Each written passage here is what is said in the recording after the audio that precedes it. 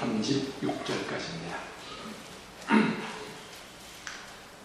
22절부터 36절까지 한 절씩 교독하도록 합니다.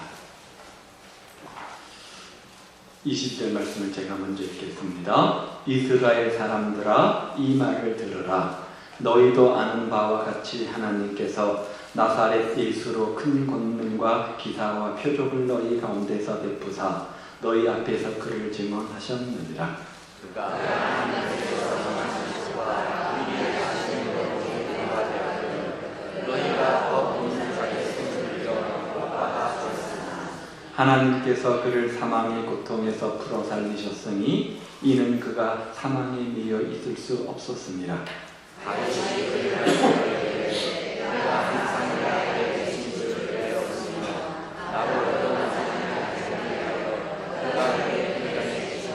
그러므로 내 마음이 기뻐하였고 내 혀도 즐거워하였으며 육체도 희망에 거하리니 이는 내 영혼을 그의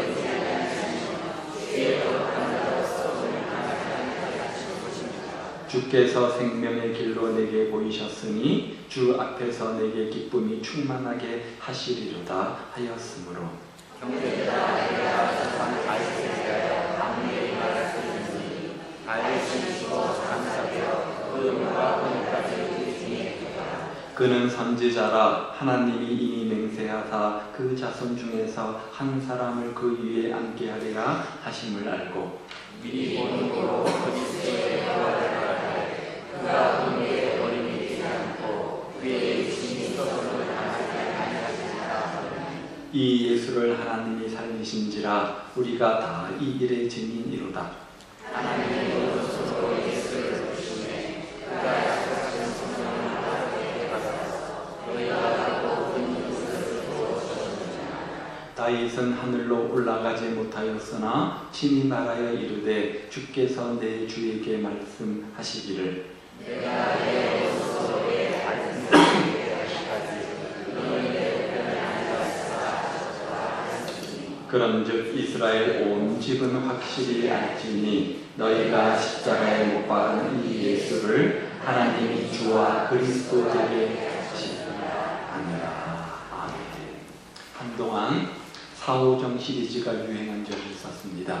무엇을 주제로 한 것입니까? 대화, 의사소통에 관한 문제 아니었습니까? 우리가 한국말을 다 할 줄 아는데도 불구하고 또 의사소통이 잘 이루어지지 않을 때가 얼마나 많이 있는지 부부 간의 대화, 부모 자식 간의 대화, 또 형제 간의 대화, 또 사람과 사람과의 대화를 보면 잘 의사소통이 안 될 때가 참 많이 힘든 것을 봅니다. 말은 다 통하지만 말이 통한다고 해서 의사소통이 다 이루어지는 것은 아닌 듯합니다. 그래서 우리가 늘 의사소통이 안 된다는 표현들을 자주 쓰지 않습니까? 저 사람은 참 말귀를 못 알아들어. 참 재미있는 표현이라고 생각이 듭니다. 말에 무슨 기가 있습니까? 근데 말귀를 못 알아듣는다 이런 말을 쓰기도 하죠. 또 어떤 것들이 있습니까? 자다가 남의 다리 긁는 소리 한다. 뭐 그런 말도 하잖아요. 말이 통해야 무슨 이야기를 하지? 말이 통해 무슨 대화를 하지? 아니, 나는 영어를 쓰고 저 사람은 한국말을 쓰고 그것도 아닌데 똑같이 한국말을 쓰는데 말이 안 통한다 이런 말을 자주 합니다. 대화를 하면서도 말이 안 통한다, 대화가 안 된다 이런 말들을 참 많이 합니다. 그만큼 의사소통이 어렵기 때문에 쓰는 말 아니겠어요? 그래서 예수님도 이 땅에 오셨을 때 늘 하신 말씀이 있습니다. 뭡니까? 귀 있는 자는 들을지어다. 귀 있는 자는 들을지어다. 아니, 귀 없는 사람이 있어요? 모두가 다 귀를 가지고 있습니다. 그런데도 이런 말씀을 자주 하셨습니다. 특별히 언제요? 설교를 마치실 때, 어떤 강론을 마치실 때마다 이 말씀을 자주 하셨습니다. 왜요? 수많은 사람들이 예수님의 말씀을 듣지만 주옥 같은 진리의 설교 말씀을 듣지만 강론을 듣지만 예수님의 심정을 그 말씀의 참된 의미를 이해하는 사람들이 그만큼 작다는 겁니다. 많지 않다는 겁니다. 공연불에 불과할 때가 참 많이 있다는 거예요. 저는 한국 교회가 이 부분에서 돌아볼 점이 참 많이 있다고 생각을 합니다. 열심은 있습니다. 한국 교회만큼 열심이 어디 있습니까? 한국 교회만큼 예배 자주 드리는 교회가 어디 있습니까? 설교는 그러니 얼마나 많이 듣겠습니까? 성경 공부 역시 얼마나 많이 합니까? 주일 예배도 있지요, 수요 예배도 있지요, 새벽 기도회 때마다, 다락방 모일 때마다, 또 그 밖에 성경 공부가 얼마나 많이 있습니까? 수십 년간 신앙생활을 하신 분들은 적어도 수백 편, 아니 수천 편의 설교는 들었을 겁니다. 그런데 그런 신앙의 연수를 자랑하는 우리를 향해서 하나님께서 말씀하시기를 너가 아직 내 말을 잘 못 알아듣는 것 같다, 이렇게 답답해하시며 안타까워 하신다는 겁니다. 특히 한국교회는 성령 하나님에 대한 부분들을 참 많이 오해하는 것 같습니다. 이미 살펴본 것처럼 성령 충만하면 어떤 이미지가 떠오른다고요? 그저 이상한 신비적 체험, 병 낫는 것, 어떤 뜨거운 현상, 방언 은사, 그런 것들을 연상하는데 성경 그것을 가지고 성령 충만이다 이렇게 말하지 않습니다. 오늘 본문은 역시 베드로의 설교입니다. 지난주에 이어서 다음 주까지 우리가 계속 베드로의 설교를 살펴보게 되어지는데, 베드로가 어떤 상황 가운데서 이런 설교를 하고 있는 겁니까? 우리가 1장부터 쭉 살펴보고 있는데요. 오순절날 성령이 불의 혀같이 바람에 어떤 바람같이 임하지 않습니까? 그렇게 되어지자 성령 충만을 받고 성령이 말하게 하심을 따라서 각각 다른 방언으로 말하기 시작을 합니다. 주변의 사람들이 이 광경을 보면서 놀라서 참 이상하다, 이상한 눈으로 보기도 하고, 또 어떤 사람들은 싸잡아서 이 사람들은 술 취한 거다 이렇게 폄하하기도 했습니다. 그래서 그런 잘못된 오해를 풀어주기 위해서 베드로가 지금 설교를 하고 있는 겁니다. 따라서 오늘 설교의 내용의 주제는 뭡니까? 베드로가 하는 설교 내용의 핵심 내용은 누구에 관한 겁니까? 성령에 관한 겁니다. 성령 충만에 관한 겁니다. 그런데 놀랍게도 오늘 본문에 보니까 성령 충만을 이야기하다가 누구를 이야기해요? 예수님을 이야기합니다. 성령이란 이런 것이다, 성령 충만 받으면 이런 것이야, 이렇게 설명을 하다가 엉뚱하게 생뚱맞게 예수님에 대해서 이야기를 하고 있는 겁니다. 그렇다면 그렇게 말하는 의도, 의미가 있지 않겠습니까? 이것을 통해서 베드로가 하고 싶은 이야기가 뭘까요? 성령 충만이라는 주제를 가지고 설교를 하다가 예수님을 설명하는 그 이유가 뭘까요? 성령 충만이라고 하는 것, 우리 마음속에 예수가 충만한 것이야. 성령 충만은 다른 것이 아니라 우리 안에 예수님이 충만한 것, 그것을 가리켜서 성령 충만이라고 한단다, 이것을 강조하고 싶어서 베드로가 성령 충만이라는 주제를 가지고 설교하면서 예수님을 끄집어낸 겁니다. 그래서 예수님을 설명하는 것으로 오순절 성령 강림 사건을 지금 설명하고 있는 겁니다. 그러면 우리가 성령 충만하게 원한다면, 성령에 대해서 바로 알기 원한다면 예수로 충만해야 된다고 하는데, 어떤 예수님으로 충만해야 되고 우리가 알아야 될 예수님은 어떤 겁니까? 오늘 본문이 교훈하는 것이지요. 먼저는 우리가 예수님으로 충만하기 위해서, 성령 충만에 대해서 바로 알기 위해서 먼저 예수님의 삶에 대한 올바른 이해가 우리 가운데 있어야 된다는 겁니다. 예수님의 삶에 대한 올바른 이해, 조금 다른 말로 바꾸면 이 땅에 오신 목적이 뭐냐 그거예요. 예수님께서 이 땅에 오셨습니다. 오셔서 우리에게 남기신 가장 중요한 것이 뭘까요? 예수님이 보여준 삶의 모습 아닙니까? 삶의 모습입니다. 그래서 그의 삶의 모습 흔적을 한번 봐라, 이렇게 말하고 있는 거예요. 어떤 사람은 예수님의 삶 속에서 가장 중요한 것은 역시 가르침이다, 예수님의 가르치신 그 놀라운 윤리를 한번 봐라, 그 가르침을 봐라, 얼마나 대단한 윤리냐 하며 윤리를 강조합니다. 또 어떤 사람들은 역시 그래도 예수님 삶 속에서 가장 스릴 있고 대단한 것은 능력이지, 기적이지. 그래서 병 고치는 것, 어떤 능력이 임했던 것, 은사 받는 것들을 강조하기도 합니다. 그런데 사도 베드로가 소개하는 것이 무엇입니까? 성령 충만 받기 위해서 오늘 우리가 알아야 될 것이 무엇인가? 20절 말씀을 보십시오. 이스라엘 사람들아, 이 말을 들으라. 너희도 아는 바와 같이 하나님께서 나사렛 예수로 뭐 하셨어요? 권능과 기사와 표적을 너희 가운데 베푸셨어요. 그런데 왜 했는가? 너희 앞에서 그 예수님을 증언하셨느니라. 초점은 권능과 기적과 표적을 행한 것이 아니라 그 다음에 있습니다. 뭐예요? 증거하기 하는 거예요. 증언하기 하는 거예요. 증거하기 위해서, 뭔가를 증거하기 위해서, 뭔가를 증언하기 위해서 표적이라는 본능이라는 기사란 어떤 도구와 방법을 사용하셨다는 거예요. 예수님께서 이 땅에 오셔서 무엇을 하셨습니까? 그 한마디로, 그 삶을 한마디로 증언, 증거 이렇게 표현한 겁니다. 예수님은 증거하기를 원하셨어요. 예수님은 증언하기를 원하셨어요. 뭐를요? 잘 모르겠어요. 한번 봐요. 예수님께서 왜 이 땅에 오셔서 병자를 고치셨습니까?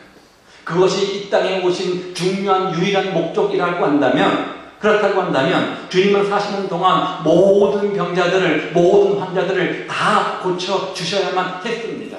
그리고 그것을 위해서 모든 시간과 에너지를 투자하셔야만 했습니다. 그런데 성경을 보십시오. 예수님은 자신에게 찾아온 사람 가운데 꼭 필요한 몇 명의 소수의 병자들만을 고쳐주셨습니다.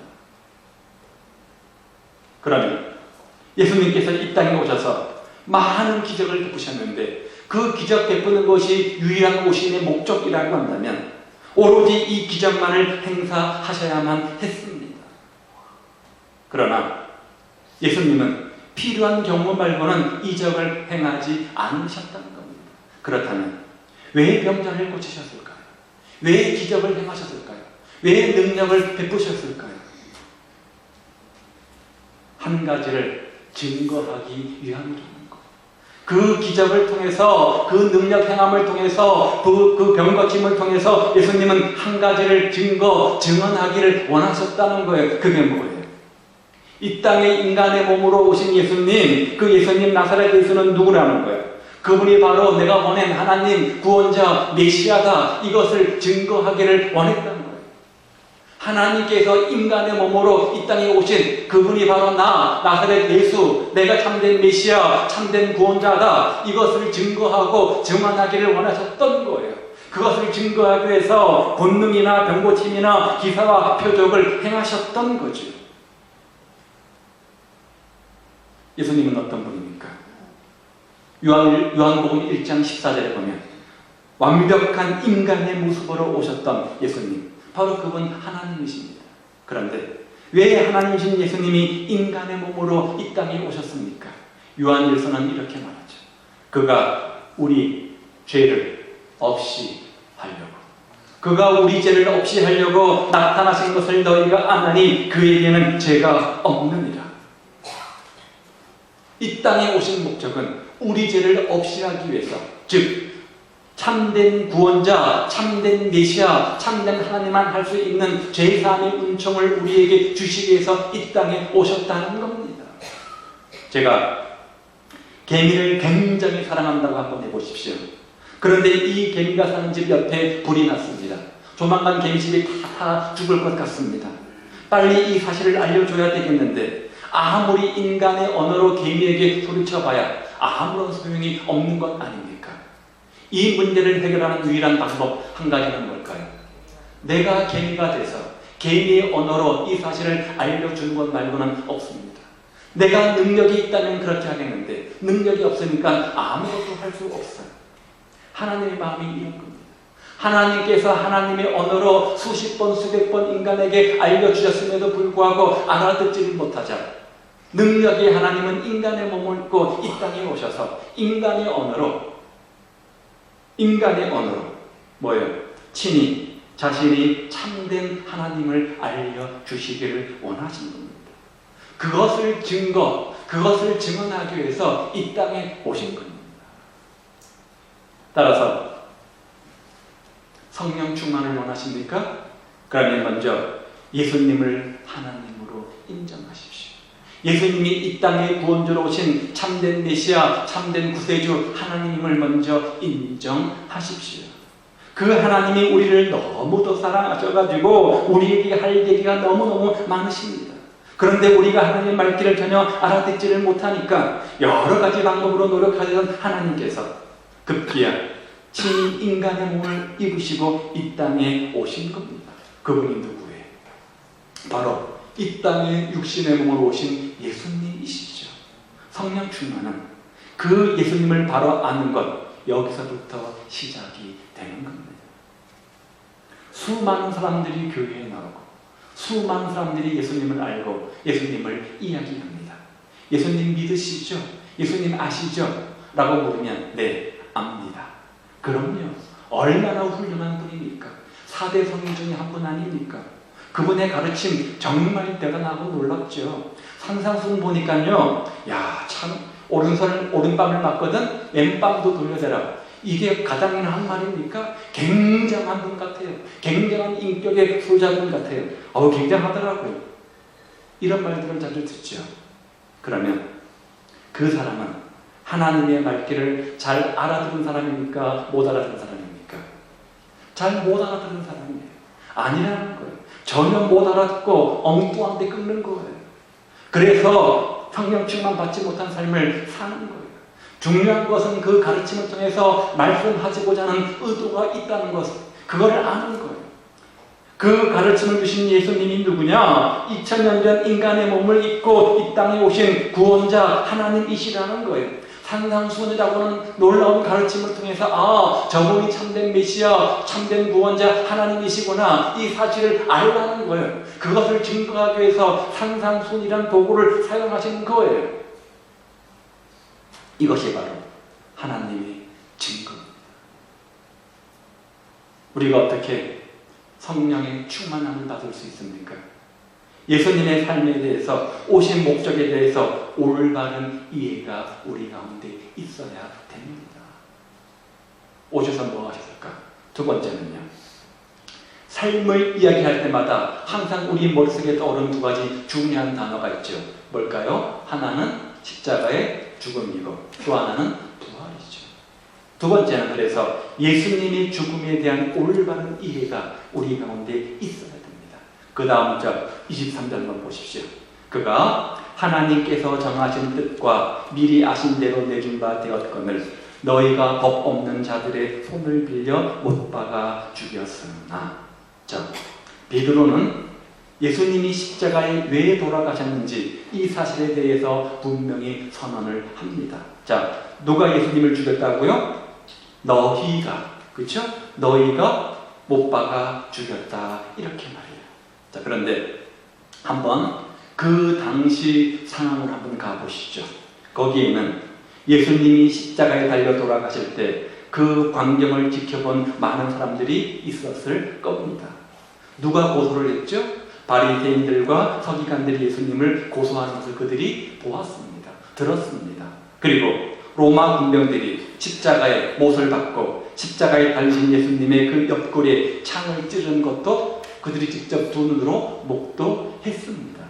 자신들이 경험한 겁니다. 그래서 예수님을 누가 못 박았느냐라고 베드로가 물을 때 그들의 대답은 단순하고 분명하고 확신했습니다. 누구였을까요?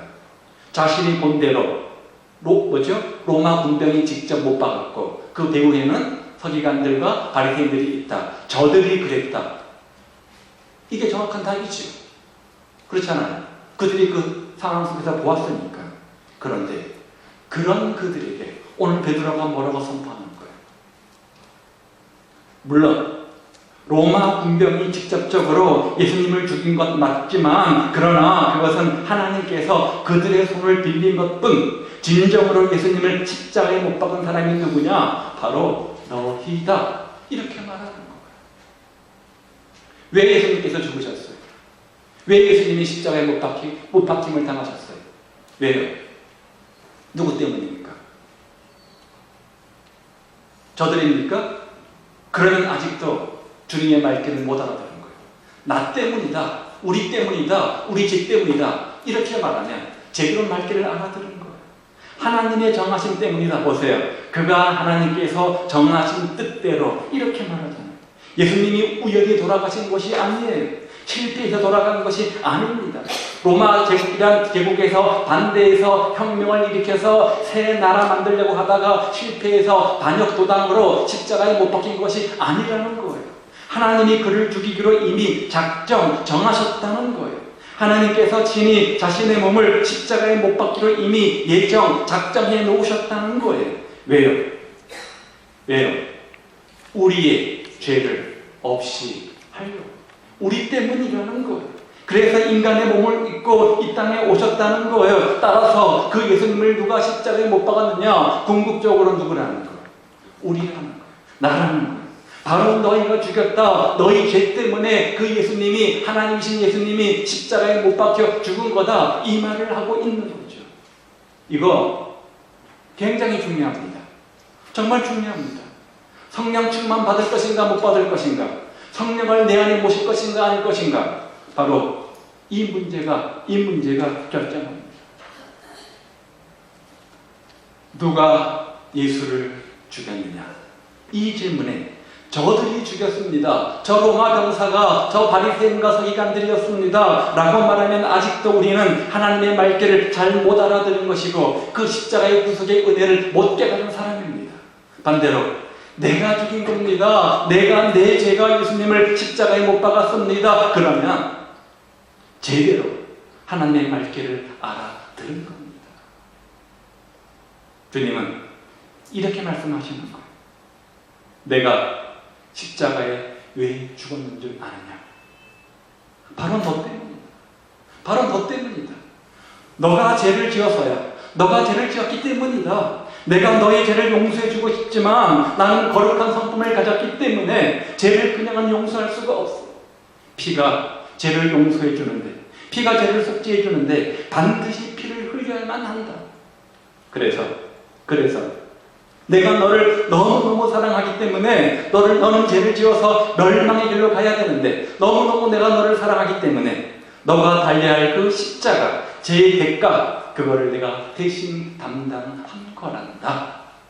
이렇게 말씀하시는 거죠. 우리는 이 사실을 깨달아야만 한다는 거예요. 우리가 이 말씀을 깨닫지 못하면 아직도 하나님의 마음을 잘 모르고 있는 겁니다. 우리가 고난 중간이 되면 잘 부르는 찬송가 가운데 이런 찬송가가 있죠. 갈보리 산 위에 십자가 섰으니 주가 고난을 당한 벼라. 험한 십자가를 내가 사랑함은 주가 보혈을 흘리니라. 그 다음 3절 말씀 들어보십시오. 험한 십자가에 주가 흘린 피를 믿는 마음으로 바라보니 나를 용서하고 내 죄 사하시려 주가 흘리신 보혈이라. 이 가사 하나하나가 머리가 아닌, 하나의 지식이 아닌 가슴으로 받아들여지십니까? 나를 위해서 십자가에 돌아가신 그 보배로우신 갈보리의 주님의 사랑이 머리가 아닌, 이성이 아닌 가슴으로 느껴지시고 받아들여지십니까? 우리는 십자가라는 말만 들어도 가슴이 무너져 내려듭니다. 십자가의 구속의 은혜 앞에 눈물이 찡하고 코가 찡하는, 가슴이 뭉클한 그런 감격의 은혜가 있어야 됩니다. 적어도 주님의 십자가의 사랑의 의미를 아는 사람이라고 한다면, 왜 주님께서 십자가에 피 흘려 돌아가셨는지 그 사실을 아는 사람이라고 한다면 이 십자가 앞에 그런 마음을 가져야 정상입니다. 만약 그렇지 못하다고 한다면, 머리에 있던 그 깨달음이, 그 지식이 감동으로, 감격으로 내 가슴까지 내려오지 않는 분이 계시다고 한다면 기도하십시오. 기도 말고는 다른 방법이 없습니다. 주님, 이 십자가의 복음의 진리, 그 복음의 감격을 제가 깨닫기를 원합니다. 하나님 도와주십시오. 이렇게 기도하셔야 됩니다. 왜요? 성령 충만은 다른 게 아니라 성령 충만하면 그 가운데 나타나는 현상 가운데 하나는 십자가의 의미가 깊게 깨달아 알아지는 것이기 때문에 그렇습니다. 성령 충만한 사람들은 십자가의 구속의 은혜에 감사합니다. 감격합니다. 그러면서 사나 죽으나 내가 사는 것이 아니고 주 안에 사는 것인데 이제 어떻게 나를 사랑하사 나를 위해서 죽으신 그 주님의 사랑에 빚진 자가 되어서 그 주를 위한 삶을 살까 고민하며 고백하며 헌신하게 되는 겁니다. 이게 성령 충만이에요. 이게 성령 충만이라고요. 우리가 어떻게 하면 성령 충만합니까? 성령 충만의 의미는 다른 것이 아닙니다. 이상한 형상이 아닙니다. 예수님의 삶에 대한 올바른 이해가 있어야 되고, 그런 다음 예수님의 죽음에 대한 올바른 이해를 갖는 겁니다.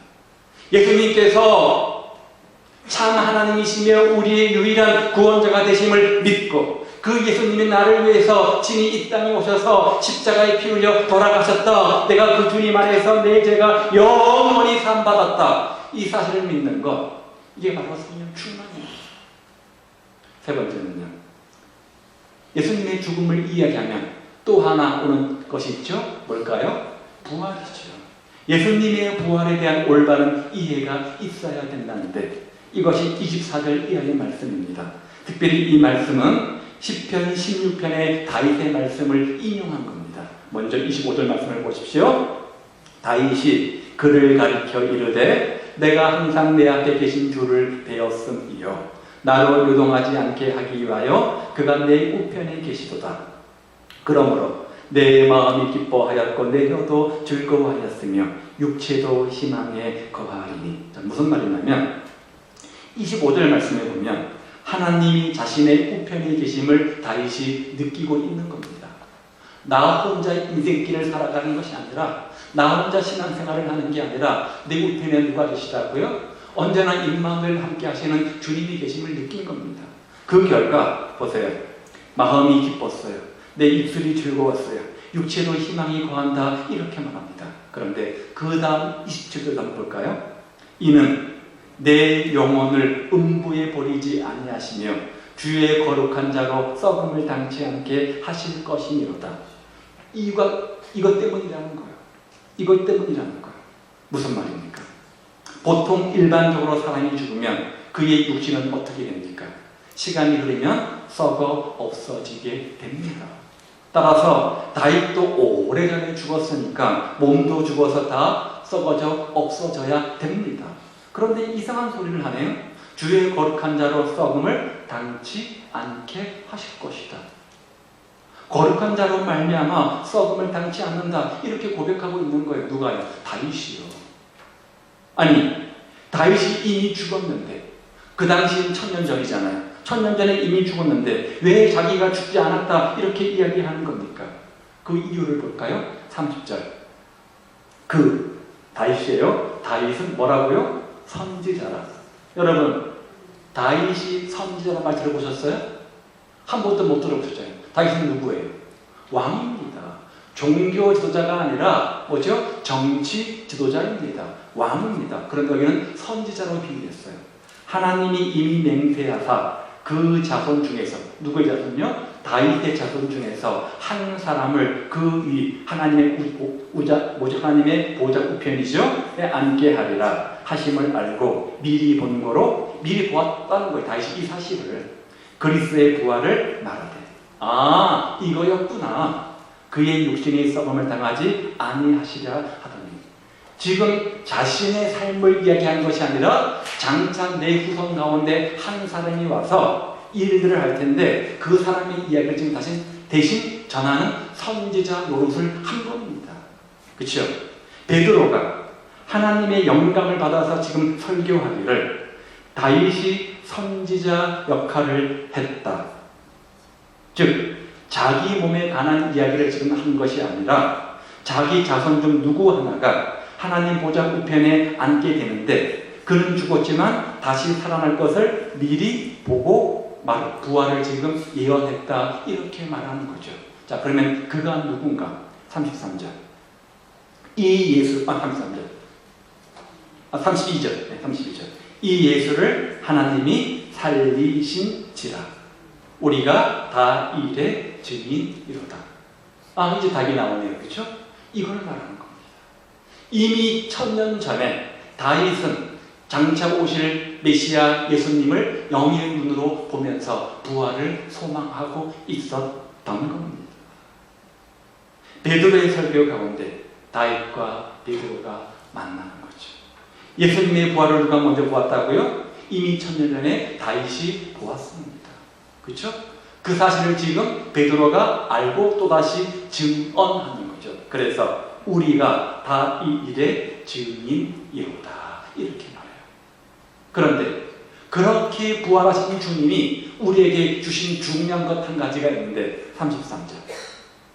하나님이 오른손으로 예수를 높이시네. 그가 예수님이죠. 약속하신 성령을 아버지 하나님께 받아서 어떻게 해요? 너희가 보고 듣는 이것 성령을 부어주셨다. 그러면 성령님을 하나님이 우리에게 주신 겁니까? 예수님이 우리에게 주신 겁니까? 예수님이 주셨네요. 그렇죠? 예수 그가 약속하신 성령을 아버지 하나님께 받아서 우리에게 주신 겁니다. 부활하신 주님께서 하신 첫 번째 일이 뭐냐? 성령을 우리에게 부어주신 겁니다. 그래서 내가 할 일을 대신 성령께서 하도록 하신 겁니다. 하나님의 할 일을 예수님께서 대신 담당하셨죠. 또 예수님께서 부활하심으로 대신 보혜사 성령님을 보내주신다고 약속하셨죠. 그분이 오셔서 예수님이 하시는 일들을 대신하도록 하신 것이요. 그런데 그렇게 하신 목적이 있다는 거예요. 36절 보세요. 그런즉 이스라엘 온 집은 확실히 알지니 너희가 십자가에 못 박은 이 누구요? 예수를 하나님이 어떻게 해요? 주와 그리스도가 되게 하셨다. 부활하신 주님이 죄와 사망의 권세를 이기시고 부활하신 주님이 부활승천하신 다음에 하나님의 보좌 우편에 앉으신 다음에 하신 첫 번째 일이 뭐냐? 우리에게 성령님을 기름 부어 주신 겁니다. 그런데 그 의미는, 그 의도 목적은 뭐냐? 그 행위를 통해서 예수님이 참된 주, 참된 그리스도, 참된 하나님, 메시아임을 알게 하도록 한 겁니다. 여기에 초점이 있는 거예요. 부활하셨다가 또 중요하지만 여기에 초점이 있는 거예요. 아, 부활하면 예수님 다시 사셨다. 이것으로 끝나면 안 돼요. 더 중요한 초점은 뭐냐? 그런 것을 통해서 주님께서 죄와 사망의 권세를 이기시고 부활하심을 해서 그에게 놀라운 변화, 신분의 변화가 일어났다는 거예요. 지금까지 예수님은 인간의 몸을 입고 이 땅에 오셔서 자기의 신성을 다 제한시키셨습니다. 물론 신성도 가지고 계셨지만 완벽한 인간의 몸으로 오셨기 때문에 인간하고 똑같았습니다. 똑같이 배고프고 똑같이 피곤하고 똑같이 아프고 똑같이 상처받고 똑같이 힘드셨잖아요. 그런데 부활하신 후에 예수님은 이제 완전히 신분의 변화가 일어나서 어떻게 해요? 주와 그리스도가 되었다. 이렇게 말씀합니다. 무슨 말이에요? 죽음을 이기시고 부활하심으로 비로소 만유의 주, 세상의 주, 세상 인류를 구원할 영원한 그리스도가 되셨다는 거죠. 그러므로 이 세상을 지금 누가 주관하고 계십니까? 하나님 보좌 우편에 앉아 계시는 예수님이 이 세상을 주관하고 계신다는 거예요. 오늘 우리에게 누가 성령 충만을 주신다고요? 예수님만이 주실 수 있다는 거예요. 우리가 어떻게 성령을 받습니까? 그 예수님을 내 인생의 구주 하나님으로 믿으면 그 순간 성령이 내 마음속에 들어오게 되어진다는 거예요. 성령의 임재죠. 우리가 어떻게 이 성령 충만을 지속할 수 있습니까? 다른 방법이 있는 게 아니에요. 내가 그 주님과 복음 안에서 깊은 진리를 깨닫고 주님과 깊은 미로의 교제를 나누면 그 순간순간 우리는 성령 충만한 삶을 살게 된다는 거예요. 내가 방언 못해도 상관없어요. 내 마음이 뜨겁지 않아도 상관없어요. 이상한 현상이 일어나지 않아도 괜찮습니다. 내 병이 낫지 않아도 괜찮습니다. 그런 것들이 성령 충만이 아니라 내가 예수님과 깊은 교제를 나누는 것이 성령 충만이기 때문이에요. 하나님이 나와 교제하기 위해서 인간의 몸을 입고 이 땅에 찾아오셨습니다. 나를 사랑하셔서 찾아오신 그 예수님과 날마다 깊은 영적 교제를 하는 것, 날마다 그 주의 말씀을 들으면서 기도하는 가운데 주님과 깊은 대화를 나누는 것, 영적인 미래의 교제를 날마다 갖는 것, 그리고 그 주의 말씀 앞에 무릎 꿇고 순종하려고 하는 마음을 갖는 것, 이게 뭐라는 거예요? 이게 바로 성령 충만이라는 거예요. 성령 충만하면 기도하고 싶은 마음이 생깁니다. 성령 충만하면 나를 구원하신 그 주님을 경배하고 예배하고 싶은 마음이 생깁니다. 성령 충만하면 나를 만나주신 그 주님을 증거하고 싶은 마음이 생깁니다. 이게 성령 충만이에요. 그렇다면 남은 생애를 우리가 성령 충만한 삶을 살아야 되지 않겠습니까? 정말 하나님께서 원하시는 대로 깨끗한 삶, 능력 있는 삶, 승리의 삶을 살아드려야 되지 않겠습니까? 하나님은 주의 이름을 부르는 모든 자들에게 그 축복을 주신다고 약속하셨잖아요. 여러분 모두 그 축복의 주인공 되기 위해서 오늘 본문이 교훈하는 대로 먼저 예수님의 삶의 의미, 오신 목적을 깨달으시기를 바랍니다. 나 때문에 돌아가셨음, 그 사실을 마음 중심으로 느끼시기를 바랍니다. 그리고 그 성령의 충만한 의미를 머리에서 지식으로 느끼는 것들을 가슴으로 이끌어 내십시오. 죽음을 이기신 예수님 부활하셔서 우리에게 성령 부어주시고자, 성령 충만케 하시고자 지금도 준비하고 계심을 믿으시기를 바랍니다. 주님과 날마다 밀월의 영적 교제를 통해서 날마다 성령 충만을 지속할 수 있음을 믿으십시오. 그렇게 성령 충만하면 그런 자들에게 은혜도 나타나는 거고, 능력도 나타나는 것이고, 병 고침도 나타나고, 어떤 기적도 나타나는 겁니다. 혹 여러분 가운데 하나님을 한 번도 마음에 모셔드리지 않은 사람이 있다면 하나님의 이 애타는 심정을 깨달으시기를 바라고, 이 시간 그 예수님을 내 인생의 주인으로 모십시오. 주님을 이미 마음속에 모셔드렸지만 부활하신 주님을 내 마음의 왕자, 내 인생의 중심에 앉혀드리지 못한 사람들이 있습니까? 예수님을 나의 구주로 모시지 않고 마음 한구석에 밀어넣고 내가 내 인생의 주인이어서 내 인생이라고 해서 내 마음대로 사는 사람이 있을 때일까? 이제부터 남은 인생 동안 성령 충만하시기를 바랍니다. 성령 충만은 예수 충만입니다. 예수 충만은 내 인생의 중심, 내 인생의 왕자에 예수님을 모시는 겁니다. 생각을 바꾸십시오. 나쁜 습관을 바꾸십시오. 예수 충만, 성령 충만하셔서 성령의 권능을 더 듣고 이 시대에 하나님을 기쁘시게 되는 성령 충만한 그런 신앙생활이 되시길, 그런 여러분 때문에 가정이 회복이 되어지고 교회 공동체가 회복되어지는 성령 충만한 생명의 공동체가 되시길 우리 주님의 이름으로 축복을 드립니다.